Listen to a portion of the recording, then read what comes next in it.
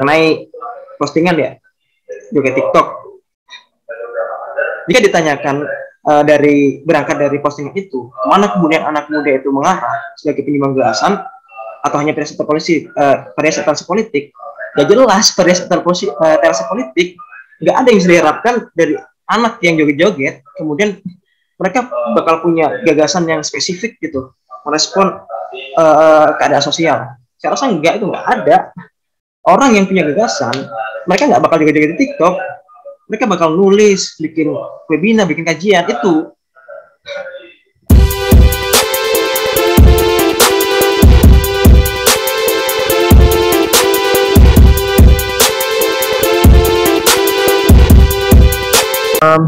Temanya adalah anak muda dan parpol, dan itu lebih ke arah mana anak muda sekarang, kontemporer sebagai penyumbang gagasan atau punya variasi politik.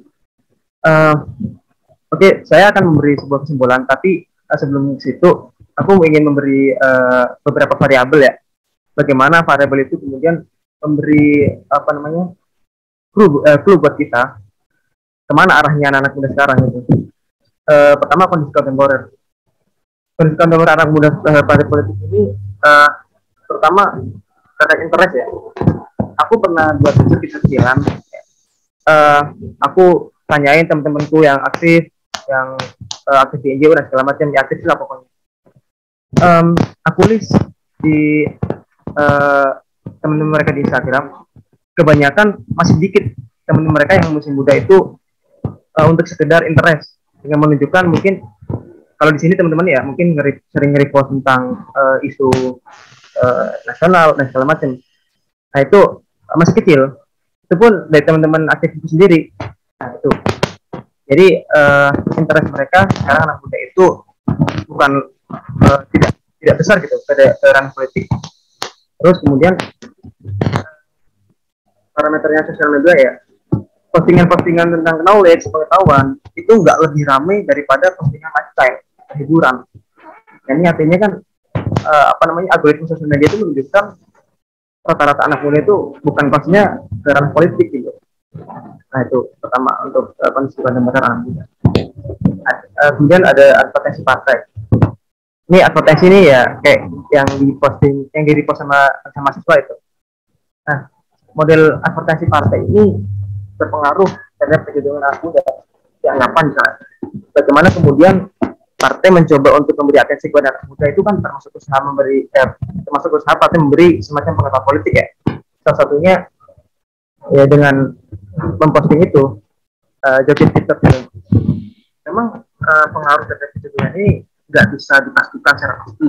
Ya maksudnya di sini pengetahuan politik yang disampaikan dengan menggunakan model tertentu dengan model yang lain ya berbeda, itu outputnya bakal berbeda gitu, minimal berupa anggapan lah. Aku nih spontan melihat ada partai nge-branding partainya dengan joget-joget seperti itu ya, dengan partai lain yang misalkan dengan lomba, dengan program magang, ya beda lah. Saya dan teman-teman saya juga saya tanyain gimana sih spontanitas mereka ketika melihat ya branding partai seperti itu. Itu untuk advertensi partai. Kemudian nah ini proses kandidasi nggak hanya sebatas untuk melihat dari postingannya DM, tapi dari internal partai sendiri mengarahkan kemana di anak muda sekarang. Kandidasi partai ini pengalaman pribadi ya, saya punya teman itu. Ini jadi faktor yang krusial ketika kader di partai itu mungkin dijadikan kandidat untuk menepati posisi tertentu di internal partai maupun di eksternal partai. Kandidasi ini tentunya proses untuk mengusung partai mengusung kader. Nah, pengalaman pribadi saya ini tidak mengenai semua partai ya, tapi ada itu teman saya mau maju sebagai kandidat. Ya secara kapabilitas mungkin secara kapabilitas lebih baik daripada kader-kader yang lain. Cuman sekali lagi sistem kandidasi di partai itu yang enggak membesarkan mereka pada kompetensi. Misalnya ada kader lain yang lebih dekat dengan ketum. Nah, orang-orang yang memiliki kompetensi lebih yang ingin maju berkandidasi dengan sistem yang tidak berdasarkan hal-hal rasional, ini akan menghasilkan apa ya, orang-orang muda yang tadi yang masuk kandidasi itu minimal tidak berdasarkan kompetensi gitu, apa namanya, uh, apa namanya ini sebuah variabel yang ditentukan oleh partai untuk mengusung kandidat. Jadi yang diangkat menurut saya, jadi kader lain yang bisa dibilang tidak lebih kompeten dari kader sendiri. Nah, itu saya di partai. Kemudian ada struktur pengambilan keputusan. Nah, secara umum konsep internal partai juga dapat memikirkan anak muda menjadikannya seperti apa, seperti yang tema ya, jadi lima gagasan atau cuman embel-embel partai doang untuk memberi label mereka, ini ada anak muda di partai gua gitu. Nah sebenarnya itu ya imbang kepada ke arah mana sekarang anak muda. Partai memberi ruang kepada seluruh anggotanya untuk terlibat. Ya tentu itu akan membentuk pabrik yang egaliter gitu, yang memungkinkan anak muda dan orang muda di partai jadi penyumbang gagasan. Sebaliknya kondisi partai yang apa ya, konservatif lah, yang masih feodal gitu istilahnya, ya bagi anak muda itu menurut partai bukan tempat yang nyaman. Ya seperti bilang Mas Adi tadi, anak muda semangatnya masih tinggi gitu, ketika itu jahan ya lempeh gitu, semangatnya terbuang sia-sia. Nah ketika struktur pengambilan keputusan tadi nggak egaliter ya, cuman berada di tangan-tangan yang berkursi partai atau apa ya, kekuasaannya itu terpusat gitu. Nah mereka yang tadi anak muda itu punya semangat ya terpelanting hanya menjadi presentasi politik. Ini anak muda yang masih punya semangat gitu. Ya kan gagasan mereka masih ideal, belum terbentur kepentingan sana sini gitu. Ketika partai menerapkan struktur yang hierarkis, ini anak muda seperti yang bilang Sudi tadi yang masih semangat ya, biasanya mereka bakal terpancing menjadi presentasi politik, mau ngasih gagasan untuk kerja partai masih terhambat, pak inilah pak itulah gitu. Nah itu jadi struktur bakal membentuk juga ke arah mana kemudian orang-orang muda ini menjadi gitu.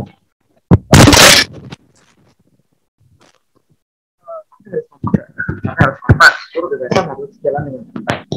Kemudian itu ya tidak harus dengan tidak secara juga kan. Secara militer di mana semua anggota dapat ada sebenarnya apa tidak bertentangan dengan data, dan anggota-anggota partai itu nggak keberatan ya tinggal tes aja, atau kan nggak perlu konfirmasi ke orang-orang yang di apa sih.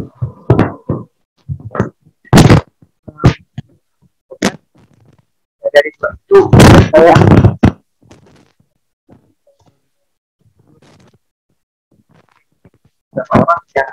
orang yang dengar kata greenwashing itu kan kalau difungsikan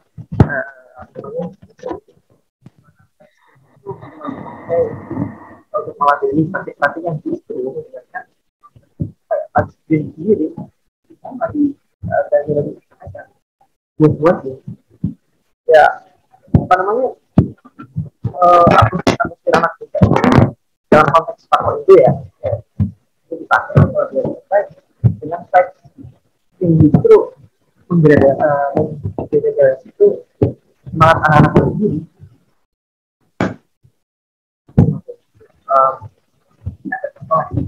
Ini Bung Haji, saya halo Bung Satrio. Ya, kenapa? Bung, mohon maaf Bung, dari tadi suaranya kecil dan putus-putus. Ini di komen banyak banyak yang komen terkait suara Bung tadi agak putus-putus dan kecil. Gitu, Bung. Oh iya. Nih, Udi udah kedengaran jelas belum? Oke, udah, Bung. Nah, mungkin tadi aku ulang dari mana ya? Oke, dari youth watching ya. Aku di sini pengen memperkenalkan dari kondisi politik ini sekarang ya. Ada terminologi baru yaitu youth watching. Mungkin aktivis-aktivis lingkungan di sini pernah dengar kata youth watching. Dalam undangan itu kan youth watching dipakai perusahaan-perusahaan misalnya ya untuk melabeli praktik mereka yang justru itu sendiri. Nah, seperti yang terminologi yang sebutkan youth watching itu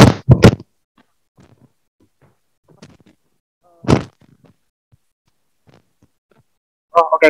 Saya lepas aja ya kalau itu. Mohon maaf teman-teman.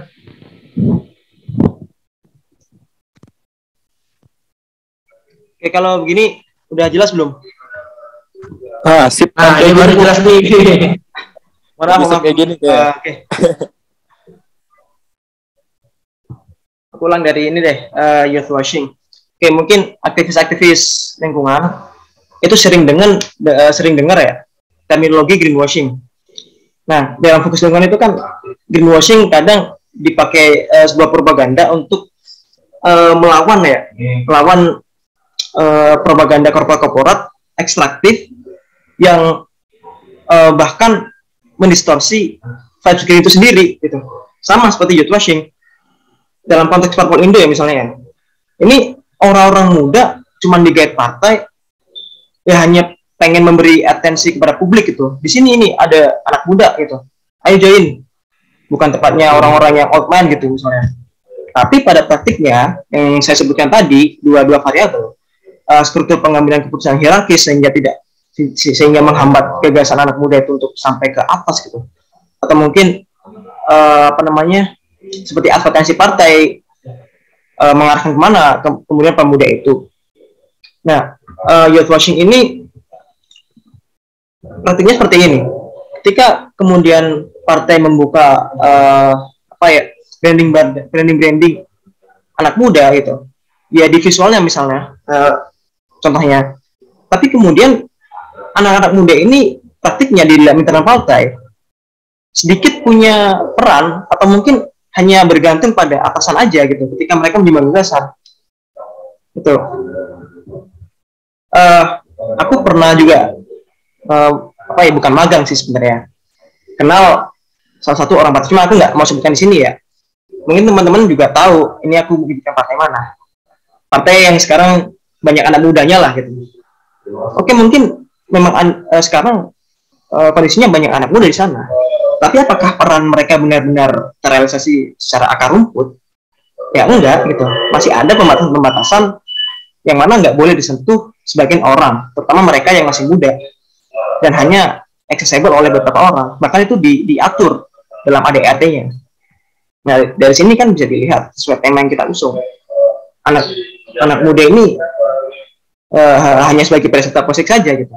Karena kalau nggak mau disebut demikian, ya tolong partai ini berikan akses secara egaliter kepada semua anggota partai, terutama orang-orang muda, ya untuk menggagas pikirannya selama itu nggak bertentangan dengan urusan partai maupun orang-orang yang di dalam partai itu nggak keberatan. Gitu. Konteksnya juga di Indonesia sekarang nggak nyaman gitu, iklim politiknya nggak nyaman bagi anak muda. Kita mau masuk tapi struktur di partai nggak memberikan kita ruang gitu. Nah, kemudian ini saya hampir kepada kesimpulan mengenai postingan ya di TikTok. Jika ditanyakan berangkat dari postingan itu, mana kemudian anak muda itu mengarah sebagai penyumbang gagasan atau hanya presentasi politik, ya jelas presentasi politik nggak ada yang bisa diharapkan dari anak yang joget-joget, kemudian mereka bakal punya gagasan yang spesifik gitu, merespon keadaan sosial. Saya rasa itu nggak ada. Orang yang punya gagasan, mereka nggak bakal joget-joget di TikTok, mereka bakal nulis, bikin webinar, bikin kajian itu. Yang jogetan mungkin harga minyak goreng. Itulah tadi. Kemudian, kesimpulannya adalah bahwa sekarang menurut dari apa pandangan saya ya, dengan variabel-variabel yang saya berikan, anak muda sekarang mengarah ke perias atau politik itu oleh saya. Kemudian apa yang kemudian kita bisa pastikan ini orang muda yang baru join ke partai arah kemana? Apakah sebagai penyelenggasan? Ya bisa gitu, bisa ada kondisi-kondisi juga yang bisa kita teliti untuk melihat orang muda ini itu track record gitu misalnya. Dari sekian itu yang saya sampaikan tadi, yang paling mendasar menentukan anak muda apakah dia berperan sebagai kontributor gagasan atau hanya sebagai perias, dia personal dia sendiri berangkat ke partai bawa gagasan atau tidak. Mereka berangkat ke partai bawa idealisme, pragmatisme, oportunisme, atau hanya sekedar ikut-ikutan alias aktivisme saja. Yang perlu digarisbawahi sekali lagi ya, saya tanya di sini, jika ditemukan satu anak muda jadi kontributor gagasan ataupun sebaliknya, nggak bisa kita generalisir semuanya. Gitu. Seperti aku ambil contoh deh, kayaknya kurang ya kalau aku kurang ambil contoh ngomongin track record. Seperti Muhammad Hatta, misalnya Muhammad Hatta. Muhammad Hatta itu kan dulu ini ya foundernya Partai Pendidikan Nasional Indonesia itu sebelum pra kemerdekaan. Ini koreksi misalnya aku salah tolong. Nah, ketika dia kuliah, dia aktif di Perhimpunan Indonesia. Dia juga sering tulis di majalah Putra gitu, yang isinya propaganda untuk memerdekakan Indonesia. Itu kan sebuah pengalaman yang kelihatannya memang bukan sepele sih, yang sering nggak diindahkan oleh teman-teman di sini bahwa pengalaman itu penting gitu. Pulang-pulang ke Indonesia, dia bikin partai, dia bikin program kerja yang membentuk watak karakter masyarakat Indonesia, karena dalam masa itu masih terjadi oleh kolonialisme Belanda. Itu kan sebuah contoh dari momentum yang bisa kita pakai kemudian untuk mengetahui anak muda ini larinya kemana gitu. Itu dari saya, Bung Waji. Terima kasih.